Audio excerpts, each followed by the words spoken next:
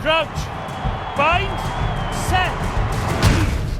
Joe presents The House of Rugby, Season 3. Hello, House of Rugby is here to lift your spirits in what has been a week with very little rugby. No Europe, no Premiership, a couple of matches in the Pro 14 for you, but we still have plenty to talk about. And this week we have the wild hair but wise words of Adam Jones and the sentiments with the subtlety of a brick through your window. It's Seán O'Brien. Gents, how are you? Lee, how are you? Good evening. How are you? How is lockdown treating you, Adam? We had a few days off, so obviously disappointed not to have the chance to go and play Rugby S3 Ep8 in that sort of super duper stadium. But we've had a bit of time off, chance to do a bit of homeschooling, which has been interesting. Yeah. Have you learned much? I've learned a lot of English stuff. I like nouns and suffixes and all this type of stuff. It was I can't remember doing it in school when I was it was a long time ago, but no, it's been good. It's nice. It's nice to spend some time learning with my daughter. Seán, what have you been keeping busy with? We've been getting a good bit of work done, to be fair, in the club. We do one double day a week and then train every other day, even Sundays. So we've been getting through a bit and trying to keep a bit of momentum in what we've kind of grown on in the last couple of weeks. So it's been tough, to be fair, but very enjoyable. And other than that, it's the same old story. Walk the dog in the evening when I come home, get the grub on. Actually went shopping this evening, Bomb. I was actually thinking of you, because the hair is no barbers. Oh, hair! So the hair is starting to grow now. So I actually got this unbelievable new shampoo and conditioner all in one, by the way. Yeah, they do that. These companies they've been doing that for a while now. Yeah. I've been living in the Stone Age too long, so it says on the bottle, purifies hair and enhances softness. What have you been using until this point? Because you're making it sound like you've split the atom. Like this has been around for a while. I know, but I've always used shampoo. Now I wouldn't be fussy with my shampoo, mind you. And then if I had a long head of hair, I might buy a conditioner. But I also got this, because I've been having a lot of baths lately. I was thinking of how can I make the bath more enjoyable? So I've got this dermo-sensitive bath, and it's cream as well. Restores natural pH. Very important. I've Googled it. Wow. This is a direction I didn't expect this House of Rugby to take. But, it's good to share these moments. This is what lockdown's all about. Small wins, Lee. Small wins. And this evening, I feel like I've won one now this evening. Good. Well, we'll look forward to the Instagram stories of you with your dog in the cream bath. Let's talk about rugby because, Adam, do you remember back to House of Rugby, the very first episode, you were sort of laughing at Seán because he seemed to have it dialed into his head when London Irish were playing Harlequins. And it's a good job we did because it's just about being the only match about the last 2 months. How did that go for you guys? 27-0. It was a good game for the neutral. Definitely. It was. I can imagine it was no, and the purists, I think, we, there was a few tries scored. There was a lot of scrums. There was a lot of, we did well in the scrums. Obviously, those guys did very well in them all. And, it was a good game. I wouldn't like to play. It was one phase of play which went on for, I think I counted 3.5 minutes. Obviously, that was in the first half, and Shawnee wasn't on then, so it wasn't too bad. But it was 4 minutes 10, was it? All right. Yeah. No, it was a good game. It was, we were disappointed, but as all props say, the scrum went well, so it's all that matters, really, isn't it? Yeah, it was a cracker, to be fair. It was probably good. Looking back on it, it was an exciting game. I was happy to be involved in it too, so it was nice to be back at it, although it was short-lived, the rugby side of it then, with the 2 European games being called off. But yeah, it was tit for tat in the game, and we could have probably snuck it in the end. And we had a few opportunities that we didn't take. And as Bom said, his scrum went well that evening, and ours didn't go quite so well. But there was a lot of pleasing aspects for us, so we're on the right track, I think. Yeah, you should be too happy, people. Scrums went well. A good turnover from you as well, Seán. So that was probably the last game that we've got to talk about. That was, they say the new laws, you're supposed to rip the ball up and not just planting the ball and sticking it.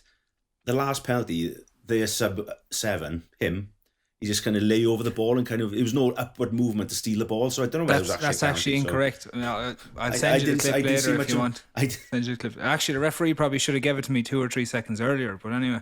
Oh, do you reckon? What would you know about poaching anyway? You've laid on more balls than Richie McCaw has. Stick to the scrum, you. I didn't do my job very well that weekend with you. This isn't quite sledging, but I just want to get your thoughts on sledging, because there's been quite a fun thing going on in the media with the Aussie cricket captain, Tim Payne, who basically got sledging completely wrong, because if you're going to sledge, you've got to make sure you're going to win. And obviously Australia were beaten by India last night in the cricket. Now, have either of you sort of either done it yourselves? Do you get involved in sledging? Have you been on the receiving end of sledging, and when it's gone wrong, you've been able to stick a couple of fingers back up at the guys? I don't know whether I'd call it I've been sledged. I've been called, well, I don't know. Well, yes, just stuff to do with my weight. Then, should we say, many times in my career. I don't know if that's sledging, but it's more, jealousy. There's been the odd word. There was the one that did get me. I played in an A-League game, and someone called me a F old C. Now I was most upset with the fact he called me old. Now, the F and the C bit. They've been the fat C I've been called them many times for the last 20 years. But when he called me old, it just broke me a bit. And I was taken aback, and it took me a while to get over it. Because he was only a young fella playing for Gloucester A-League game against. I just couldn't. I couldn't. I was lost for words. I was lost for words, really. I was, that upset me more than the actual harsh words. But I think I think as a prop, you can't do it as a prop. I think if you learn early doors, you can't do it. This if you have a good scrum and you start giving it the head rub and all this type of stuff, it can come back and bite you in the arse pretty quick. And that you see that happen a lot. So as a prop, you kind of got to. You're blown over your backside the most of the time anyway to be too chopsy, unless you're, certain props who are out there in this day and age. But I don't think Joe Marler got that memo. Oh, I know Joe's a different character. He's so good he can do both. So it's yeah. I've no tolerance for it anyway. I don't interact with people when they start sledging, because it's it can come back to bite you in the arse, and that's what's happened to the Aussie cricketer, for instance. So. You have someone telling you, I'll see you in Brisbane next week because I've never lost there before.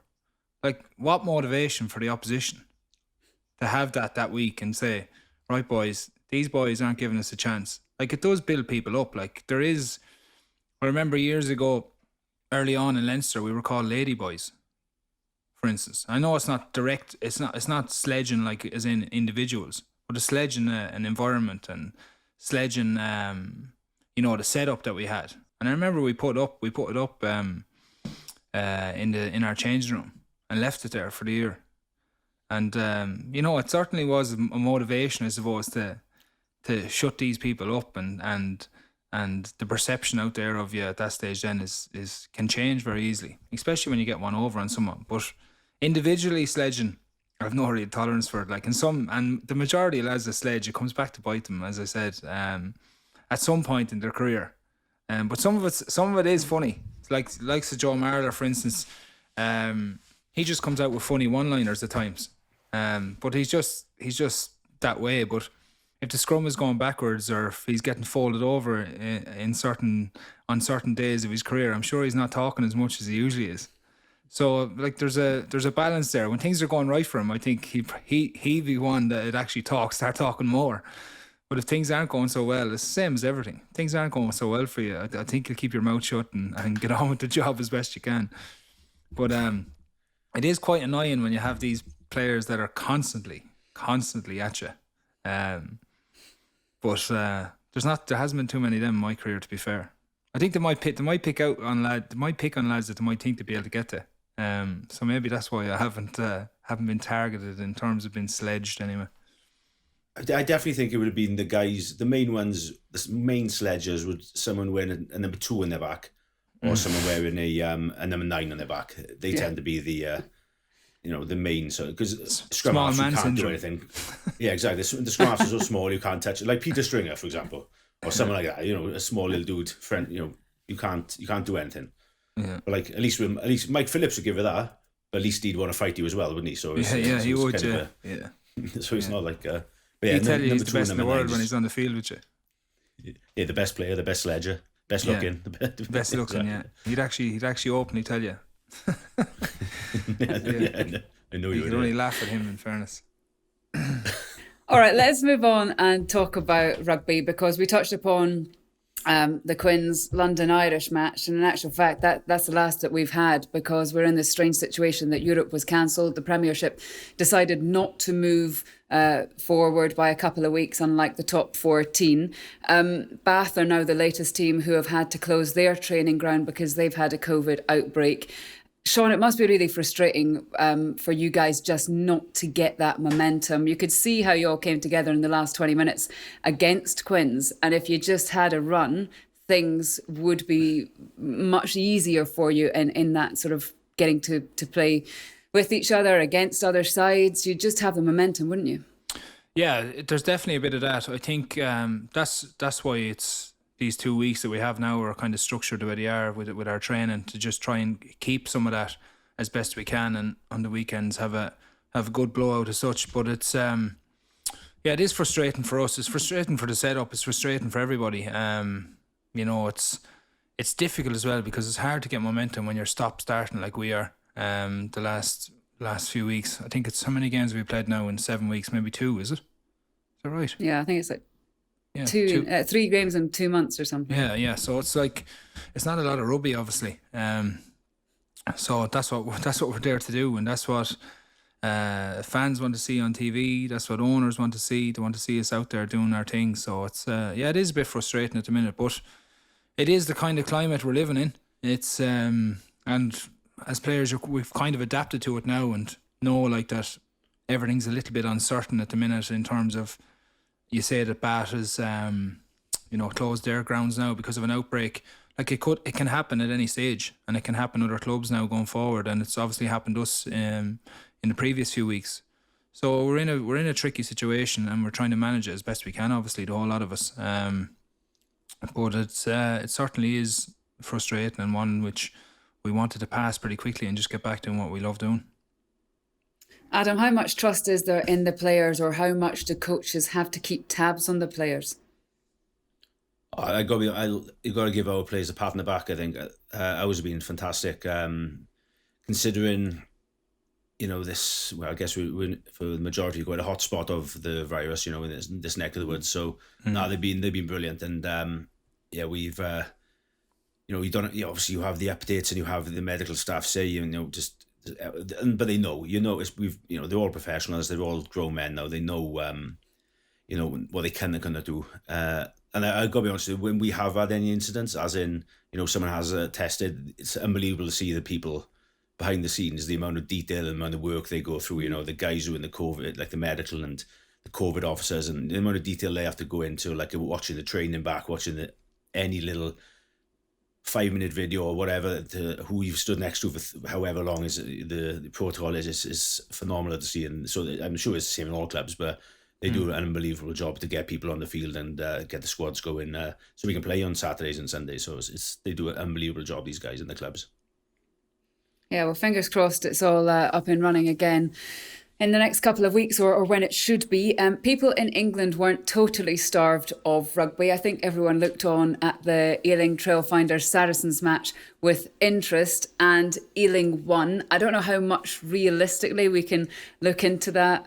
It wasn't a Saracens team as we'd know a Saracens team. Billy Vunipola played. But Seán, that is that Ealing will take an awful lot from that. They will, and I think, from reports that I've heard about them, they want a massive push on, obviously, to get back into top flight rugby.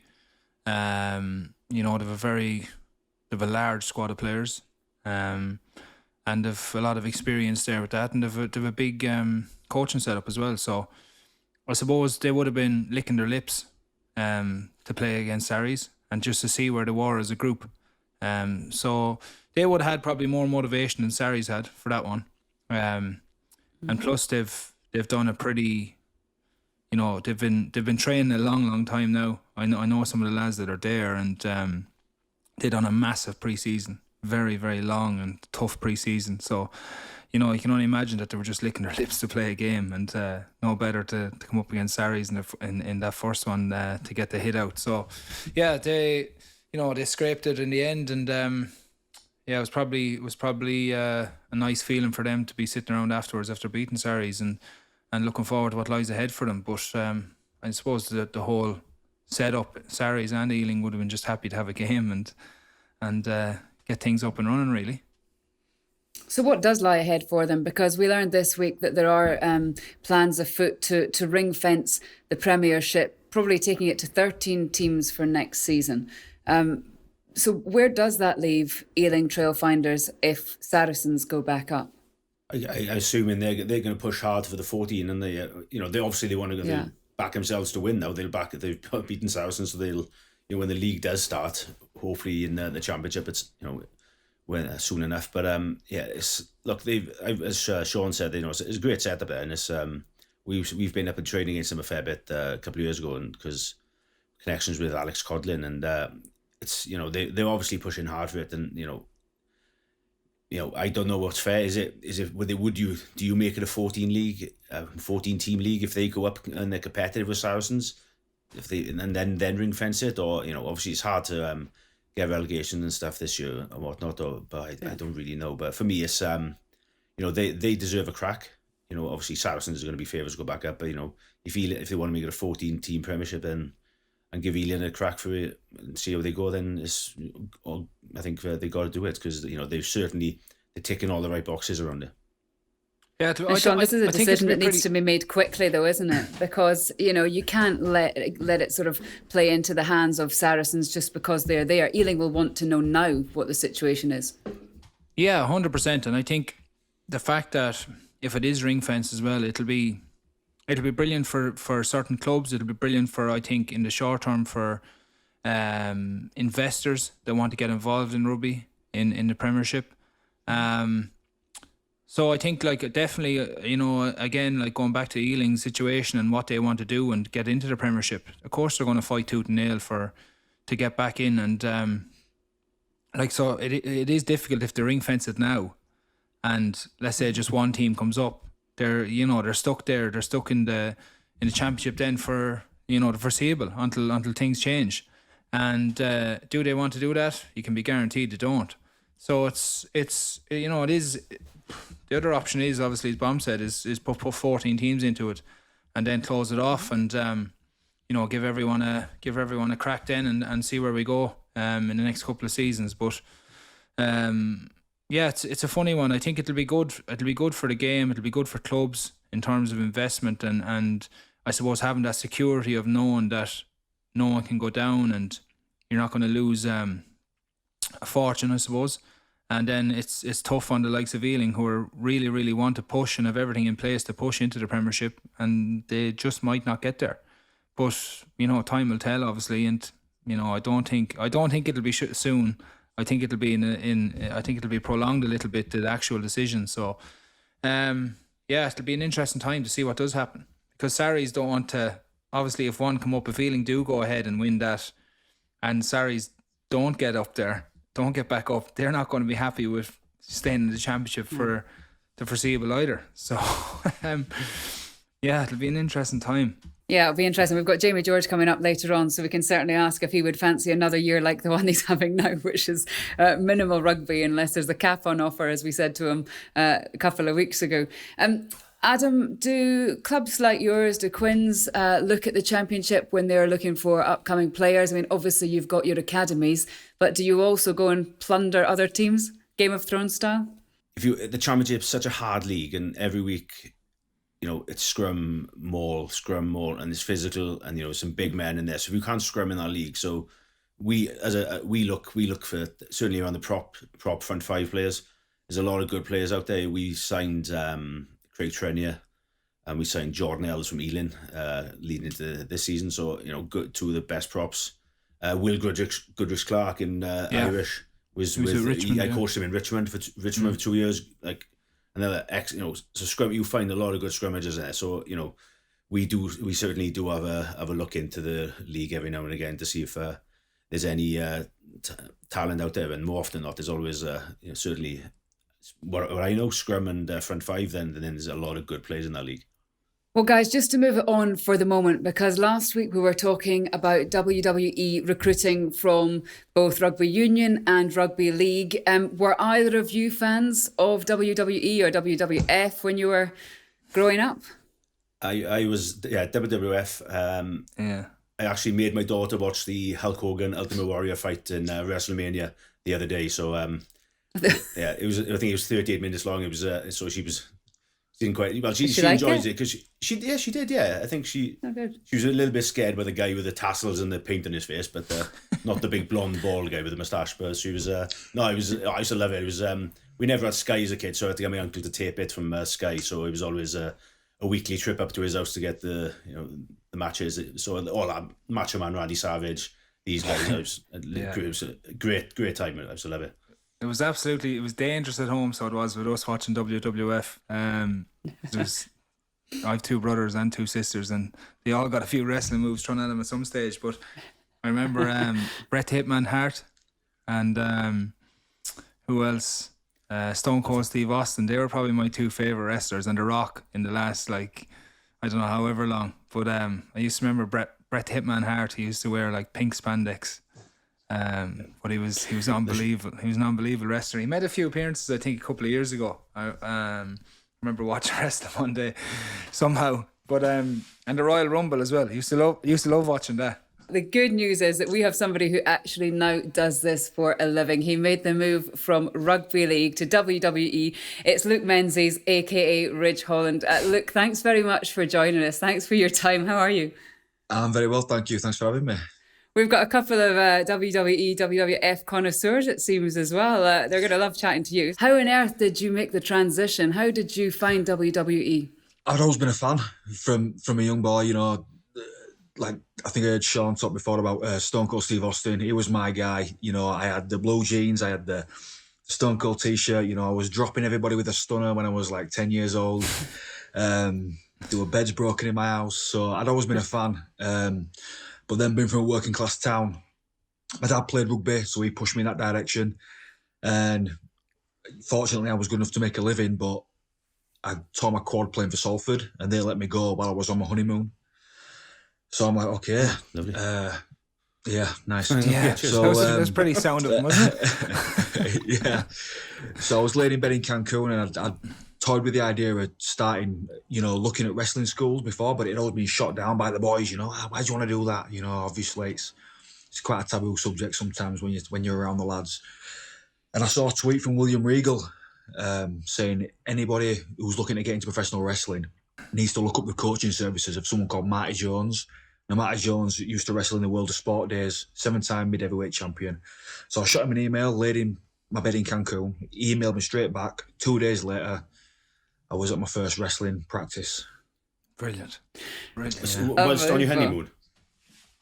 Straight away, as soon as I got back from my honeymoon, it was two days later, straight in the ring. How did you go then from being Luke Menzies, ex-Rugby League, to Ridge Holland? Do you get to choose your name? What is Ridge Holland? Where does that come from? So there was a process of giving 10, 20 names, and I was, and they just matched up to the first name of one name that I chose and the last name of another. And Triple H went, I like them, and he's the boss. So I went, well, if you like it, so do I. Yeah. So that's how that came about. Yeah. Sounds like a cowboy, doesn't it? Ridge Holland. Ridge Holland, yeah. It's not the most Yorkshire name, but we'll make it. We'll make it work. Yeah. We'll make it work. Yeah, exactly. So, are you let me get my terminology right here. Are you a baby face or a heel? I'm a villain. I'm a heel. Are you a heel? You? Yeah. Oh, okay, right. Yeah. Right. Predominantly when I first started doing stuff in NXT UK, because I just came in as a big lad, throwing people around, and people like to see that. So I did get a kind of babyface reaction, but now that the character's evolving and stuff, and I'm not a very nice person, I'm in the ring anyway. That's we're going down more of the heel route. Is it similar to the film, the one about Paige? What's it called? Fighting the Family. Yeah, is Fighting with My Family. Do you have to go through all that training and stuff? Yeah, so we have a performance centre where we're based, and I did go through a tryout in Glasgow. right before Raw was going to air. So it was promptly a 3-day tryout. But on the first day, they said, "Yeah, we want to hire you." So they just absolutely smash you, just conditioning drills and running the ropes and things of that nature. I got signed. I had a bit of a hiccup with the visa. I had to wait an extra year to come over here to Orlando. Then when we get here, you start. It's pretty much like a step system. So you start off in the beginners class. Then when the powers that be deem you good enough, you'll go up to the next step, then the next step, then the next step. And I'm currently in Shawn Michaels' class, which is like the TV class. So it's good, you know. It's I'm not going to grumble. Oh, amazing. What's the training schedule like, Luke? When I first started, we were there, you know, five days a week in the performance center training, so that working on the, you know, taking the bumps, just learning the ropes basically. And then Thursday, Friday and Saturday we would have NXT live shows around Florida. So you're basically working like seven days a week really. You know, you will get Sunday off, but the other days you'll be doubling up. So you would work out in the morning, then Thursday, Friday, Saturday you would go off and you would wrestle on an evening in, let's say, Thursday we're in Jacksonville, Friday we'll be in Tampa, and Saturday we'll be in Orlando. So you're getting, you know, you're learning the ropes as that, you know, that grind, that travel. So yeah, it's a pretty intense schedule. Jesus, unbelievable. What about weight training Sorry. and stuff? What lads? What are? Yeah. How big are lads? How big are the wrestlers like? And how do they get that big? Is another question. So I always thought I was a pretty big lad. In rugby, I'm like, you know, 6'1", 18 stone. You know, but then I come over here. Gosh, that's not big. I'm that myself. There's Only God. there's guys. There's one guy, Jordan. He's 7'3". And knocking on 400 pounds. He's a big old boy. So you go from thinking that you know, oh yeah, I'm a pretty big lad, to go and then you're like, oh yes, how are you doing? You know, like there's some big boys. And the weight training that you mentioned, we have a strength and conditioning coach over here called Sean Hayes, and he's the man. He used to be the S&C coach for the Houston Texans NFL team, and you can follow him on Instagram as well. Sean Hayes, he's awesome. Like probably the best. Well, he's the best strength and conditioning coach I've had. Have the other wrestlers been helpful? Like you coming in from another sport? Are they like gold with you? Yeah. Yeah, I mean the support system that you get there is great, because at the end of the day, with NXT, is what I'm performing in. We want it to be the best it can be. So, you know, we want to smarten the new guys up. We want to get the new guys to be as good as they can, as quick as they can. So we have got a very good team ethos. Yeah, that's good. Yeah. Well, And look, I'm just interested in the sort of the dynamics of it all, because when you've been like these guys, rugby union, you rugby league, you are in a team sport, and the aim is to win at all costs in many respects. But with WWE, there's a certain amount of entertainment about it. So what is that like, that you're not necessarily going out to win every single thing that you do? Does that take a bit to sort of get the mind into that place? Maybe for some people, but with me being a fan and being interested in how the business works, I kind of, you know, found myself, just getting involved in it pretty quick and knowing the ins and outs. But as far as coming from rugby, whether it be league or union, it's a competition. And in the ring, that's what we're trying to portray, a competition between, you know, two men or two women, whoever it may be. And within that competition, we're trying to entertain the people, and whatever their preconceived ideas they might have about wrestling or whatever it is, we're trying to suspend their disbeliefs. Like my ultimate goal is so you'll get a father that brings his two kids to the wrestling. The kids are hyped, but the dad's twiddling his thumbs, he's on his phone. Our job is, by the end of that match, to have the dad on the edge of his seat, you know, not wanting to miss the action. That's our job, you know.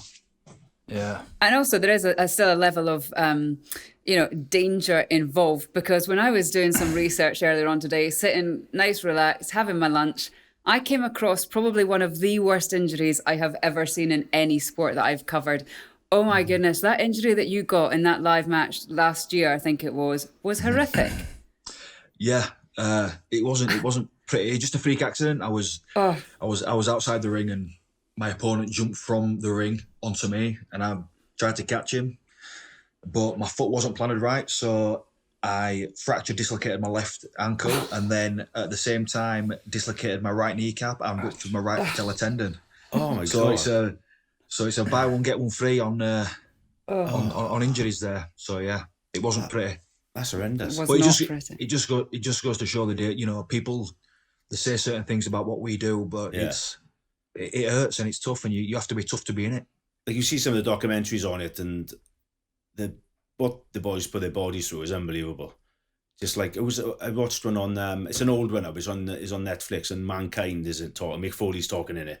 Beyond the Mat. Yeah, that's the one. Yeah, and I'm like, oh my god, what he puts himself through, and the other guys, but like, shit, Albert, you must be, you love this job. It's yeah, and as far as like athletes coming across, and you don't have to love it to begin with, but you learn to love it. You know, it is tough, and if you don't learn to love it, unfortunately, you'll probably find yourself leaving. yeah. You know, Look, are you one of these those. people that sort of thinks that, you know, sort of what's for you won't go by you, in the fact that, you know, at that moment when you were on your honeymoon and you got that news from Salford and it probably felt like the most desperate thing in the world, and now here you are, you know, in Florida doing what really was a dream. It was a childhood dream in many respects, and something you didn't necessarily even, you know, understand how you could achieve it. I suppose you've got to look for the positives, and if we've learned anything over the last year, it's probably that.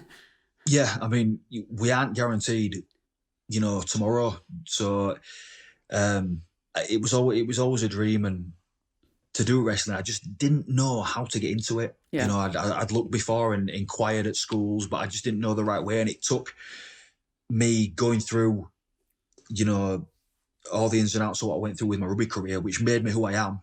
The character building, you know, taking the hit-ups, taking the knocks, and however little niggles that we all play through, being professional athletes, and then being able to transfer all that, you know, to what we do. It's you know, I was very fortunate to have the career in rugby, and it served me massively, making that transition from rugby league to wrestling. And I'm very lucky as well, because I could have turned up to that tryout and they'd have gone, no thanks, you know. So I had an element of luck on my side as well. Do you have to how in advance do you know where you're going to move up the stages? Will they give you a heads up? Will you be like, in a month's time, if you do this, you're going to be to a main event? That's not a main event, but you know, whatever the equivalent is, like, sort of thing. They don't necessarily tell you, No. but it's just they'll see you come on, and then it's like it's a nice little reward at like the end of the month or the end of the 2 months where you've been in this little tier. They'll say, okay, yeah, we think there you go, and you'll get your schedule for that month, and Right. you're like, oh, okay, I'm in a different class. I'm progressing, you know. And there's no set time frame. Everyone progresses and picks up.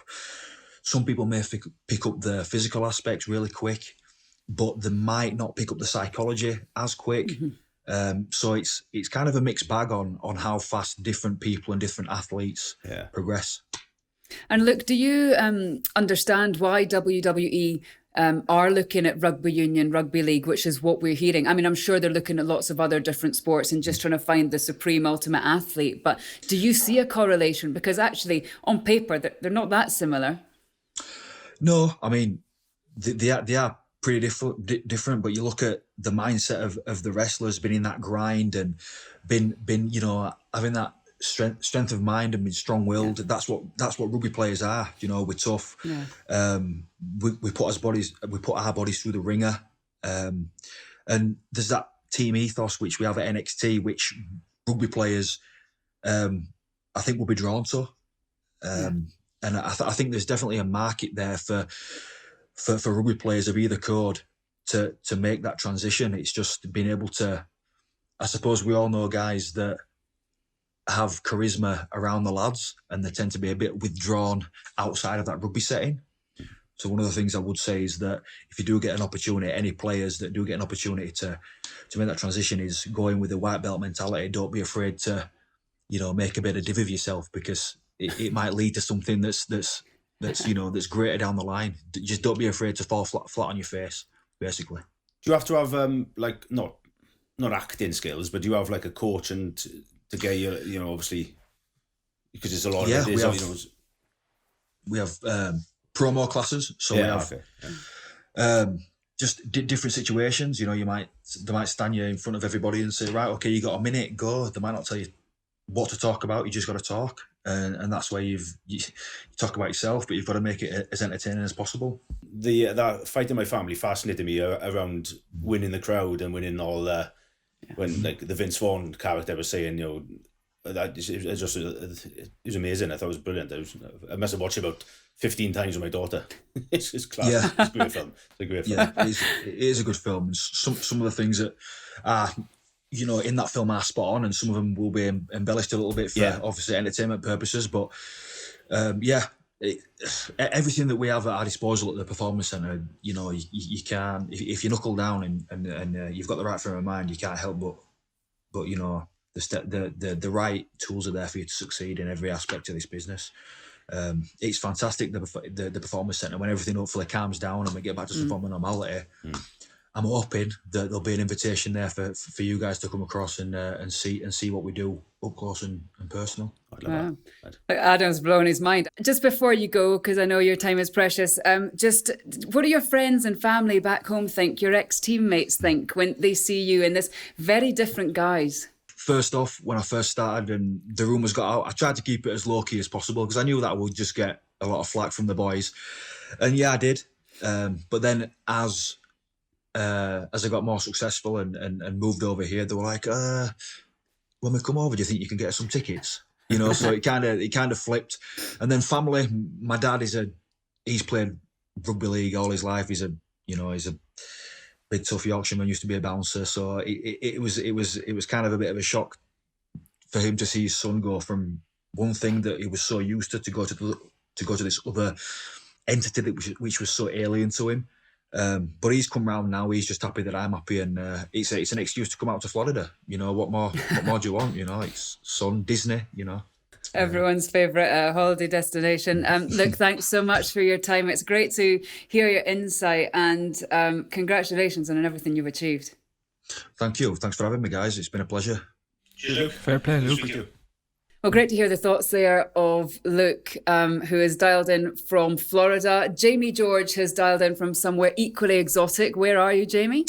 St Albans, sunny St Albans. Excellent. This is really one of the last chances we're going to get to speak to you before you head into your England camp. So we're going to discuss a couple of topics with you. But one thing that we want to talk about is the class system and rugby. Now, Luke touched upon it. He said that he came from a working class town. Rugby league was his choice, and rugby league has always been perceived as a more working class sport, whilst rugby union is maybe its slightly more well-off cousin. That's certainly the perception in England. Seán, just tell us your experiences over in Ireland. Is it rugby schools and academies and that way? Yeah, it's probably something that's that I've had like a bit of a chip on my shoulder about when I first went into a system, because I came through the club system, and it'd be very like Wales, I presume, and Baum will fill in on that in a minute, but I came through a club system which is train Tuesday and Thursday, eat a breakfast roll at 10 o'clock on Saturday morning and play a game at 11:30 Saturday morning. And that's your rugby for the week. And that was the whole way till I was probably 17, 18. And then brought into the academy in Leinster, obviously. But like, it was a real eye-opener for me, because I was coming in to that academy and there was all the lads, all the Leinster schools boys, who were basically from Dublin and who were built up to be these like superstars, even in school. And like, obviously some of them have become that, but a lot of them haven't, because they're probably given too much credit when they're in school and too many pats on the back, and had a very, very, very good upbringing, which there's nothing wrong with, obviously, but have been there's a lot of smoke been blown up them a little bit. And schools rugby at home throughout the whole of Ireland is massive, and more so in Dublin, because there's a lot of very, very rich schools. And like to go to Clongowes, for instance, I think it could have been 18.5 grand a year. So that's where the two Carneys went, and the two twins, the Burns and stuff. But you know, a lot of really good lads have come out of those schools, but a lot of really good rugby players have kind of dwindled away as well that come out of the school system, because it's been pushed on them probably too much when they're young. It's they didn't have like a kind of a way of getting out of that kind of system, or a release as such. When you go into a rugby school at home, you're in there. Most of the lads were boarding, and you know, you're doing rugby every single day of the week since you start like secondary school, since you're whatever age, 13. It was definitely something that I found difficult when I went up there first, because a lot of lads didn't know, one, where I was from, two, that you tell them, well, they'd ask you where you're from, and you say Tullow, and they'd say, where's that in Ireland? And like Tullow is an hour from Dublin, for instance, so they wouldn't know anywhere outside of Dublin. And then they ask you, are you a farmer, or what do you do? And you say, yeah, I'm a farmer. And they said, oh right, I was down the country actually a few weeks ago, and I seen those big white fluffy things. And I'm like, sheep. And they'd be like, no, there was more than one of them, shoops or cotton. So this is what you were dealing with the whole time. When I went up there first, didn't even know what a sheep was, or a cow or a calf or anything like that. So it was an education in itself, trying to teach some of the Dublin boys about like tractors and you know, lamb and ewes and calf and cows and bits and pieces like that. So it was an eye opener. But definitely when I went into Leinster first, it was they were starting to just look outside the pale of Dublin at that stage, and now obviously it's massive, because there's 12 counties in the province of Leinster, for instance, and they have high performance units nearly all around the different areas, the 4 areas of Leinster. So they're catching more people now, but like in 2005, let's say 2006, it was still all Leinster, and the majority of players that played there were from Dublin. But there's more country lads starting to come into it now, and club players, which is a good sign. And Leinster kind of have invested heavily in you know, trying to find, I suppose, a bit more raw talent as such, and get a few lads who are probably willing to do a lot of more dirty work than some of the boys that have come through the school system.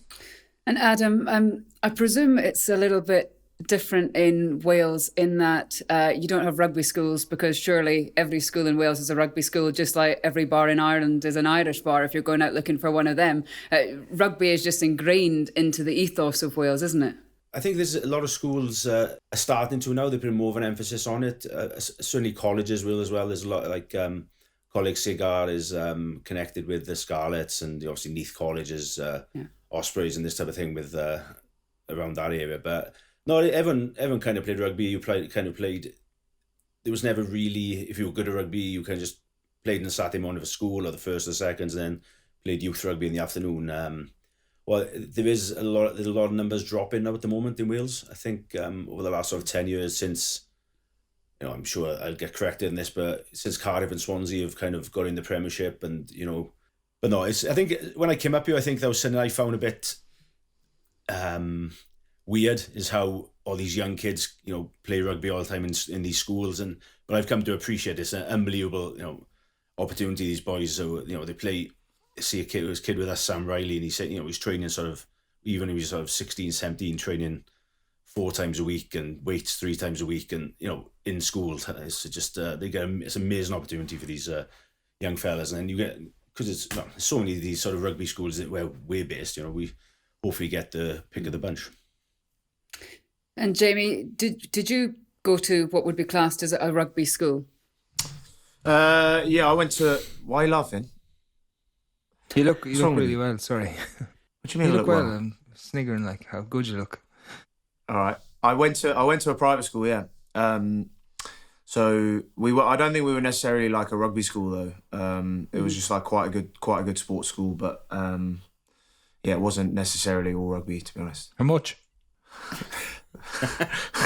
I didn't pay an awful lot. My dad was a teacher there, that's why I went to the college. Free. You got it free. That's why you got in there. Good man, Jamie. It wasn't free either. I think whatever answer you'd given Sean there, he wouldn't have been happy with either side of it. Let's just get that clear. It's unlike Sean to have a chip on his shoulder anyway about something.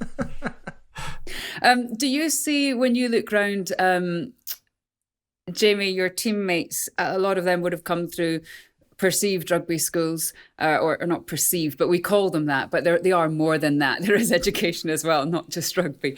But surely it must help the game in England. I think it's a balance really, because I think the club game in England is getting a lot better at the minute. Obviously, the way you get picked up for academies is through playing for your county, and generally, I certainly got picked up for my county through playing for my club.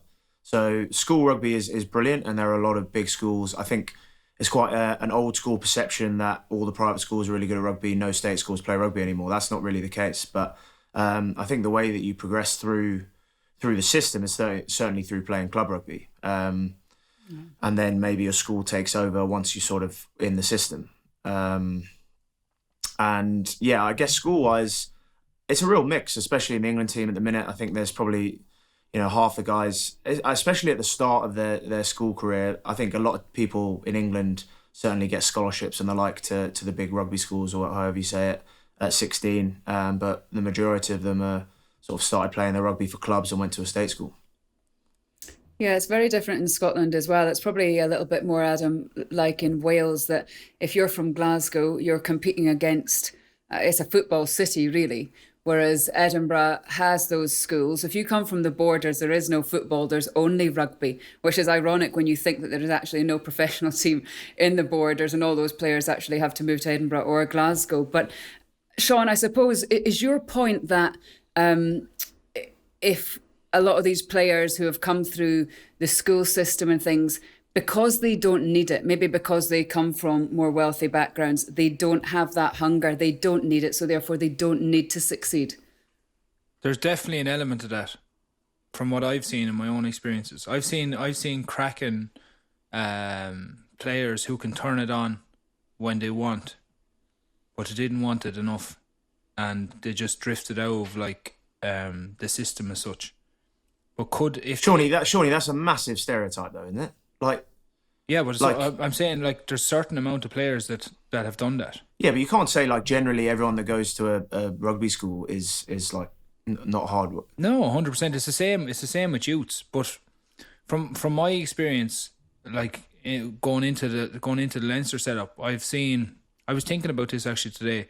There's so many players who are class in school, but just didn't kick on after that. They didn't want it enough. But that's in club rugby too, obviously. But for me, it's a bit different, I suppose, coming from where I've come from.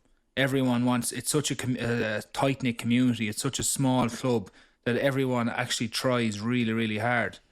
And I just think if you get, when I went to Dublin first, I just felt that certain lads were trying really hard and then certain lads weren't bothering at all. At trials and different things like that, because they didn't really want to play rugby enough, didn't want it bad enough, they didn't need it. And certain other lads did. They needed it as their life. They needed it to make a living. So I just think. But there have been a lot of wealthy people who want it as well, though. Do you know what I mean? There's a lot of people who are 100%. That's what I'm saying. I know what you're saying, but at the same time, it's there are a lot of lads who had a really good upbringing who didn't necessarily need it, who also dig in and work hard too. Yeah. No, I agree with you there as well. Well, I think, just from again, this is from my own experience in Ireland, I think there's a lot of lads that could have went to the very top if they applied themselves better, but they didn't really need to, because they knew they could have something else. I'm not saying it's. I think on the flip side, sorry, massive amount. Go on, Bob. No, I saw it's not the same. It is the same. But if I think back when I was sort of coming through the age grades, there was no academies. It was before academies. It was before regional rugby. So it was club rugby. But there were so many good players who'd kind of get 16, 17, and then it wouldn't be the money issue. It would be the drinking. It would be the sort of going out on the Saturday night. They'd live for the weekend. So these unbelievably talented rugby players who'd instead of like wanting to push a little bit harder to go to play for a Neath or a Swansea or even like an Aberavon or one below, they'd kind of, work on a site or whatever they're doing, or on a factory or an office or whatever. But then they lose it on the piss, and it's just, I think it'd be great to see a study of players in Wales who were so talented but then just dropped off because of the beer and because of all they wanted to do was just have a good weekend, really, rather than.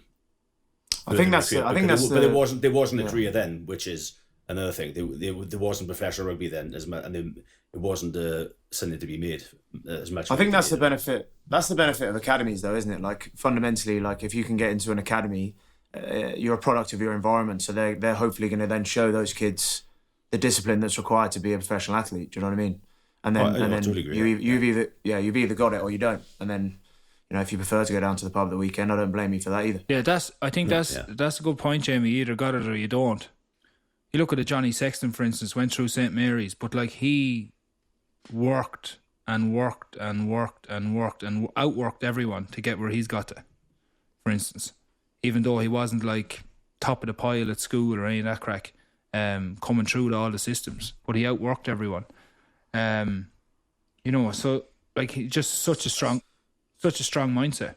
Yeah, like, and I think that's what, like, Bom, I mean, you'll know more about this than I do, but like when I was in the academy at Sarries, like growing up, I was really lucky because I don't know, I can't tell you whether I necessarily was built with that mindset, but I was surrounded by like Owen Farrell, George Cruz, Jackson Ray, people who were like clearly of that mindset and like would give absolutely everything to become a professional. And they showed me the way in that respect. And then there were a lot of people who were probably just as talented as Faz or whoever, who didn't have that mindset, and it became so obvious. Like as soon as it gets tough in a session, as soon as fitness came out, as soon as you were asked to come in at 6 a.m, all that kind of thing. Fundamentally, you're gonna have to work on. You're gonna have to have the right mindset if you're gonna want to make it. The Six Nations is just around the corner, Jamie. What is that looking like just now? When do you go into camp? So we go into camp next week at some point. We've not found out all the details yet, but it's exciting times. It's pretty different, I think. It's going to be very different. COVID protocols are really kicking up by the sounds of it, so it's going to be a lot more strict. Obviously, everything...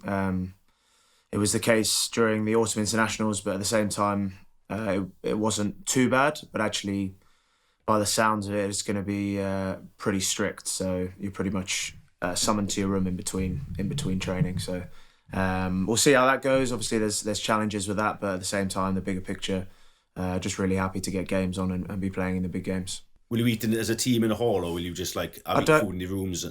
Well, in the autumn, it was like you got to eat 2 meters apart, only 2 people on a table, that kind of thing. But we haven't got all the details through the next one. But I can't imagine that will happen. I don't know. Normally heading into the Six Nations, Jamie, there's such an air of excitement around it, but obviously it feels like it's very much on a knife edge. From your point of view, or from players' point of view, does it feel more stressful than normal? I don't know whether more stressful is the right thing. There is a different vibe to it. Like it's exciting, it always is.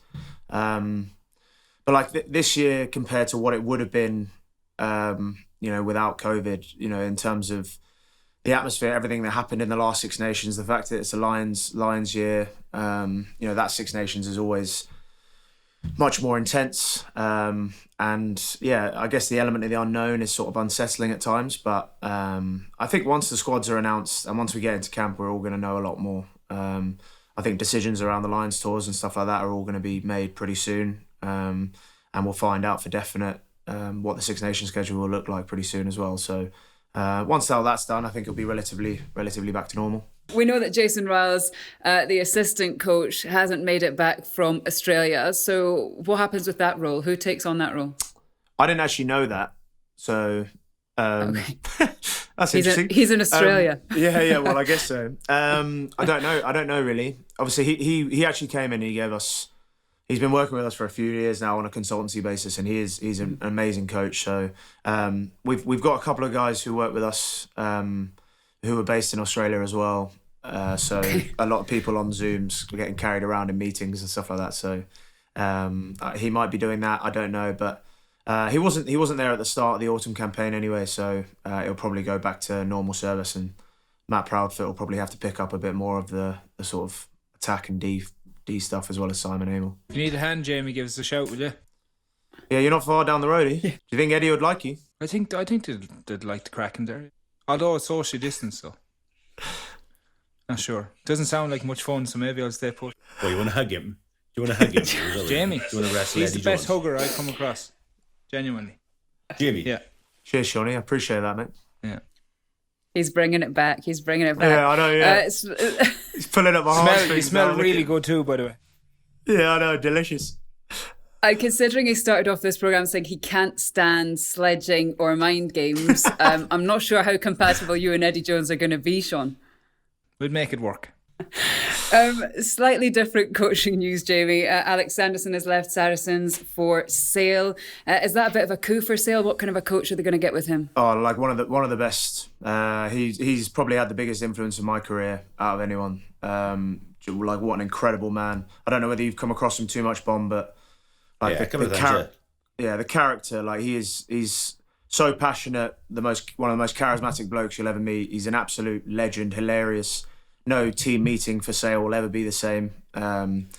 He's so innovative with all that kind of thing. So what a scout for them to have, and a massive loss for us. So we're all gutted about it, but he moved. It was absolutely the right move for him, and for him to be going back home, I think is brilliant for him. I'm really happy for him, and he deserves to be the top dog somewhere now.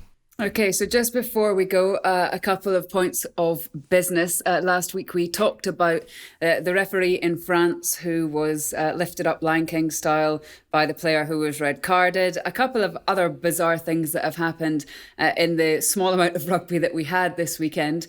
Verimi Vakatawa is a genius player on the pitch, but he did have a moment of, strange silliness, call it what you want. What did you make of that, Jamie?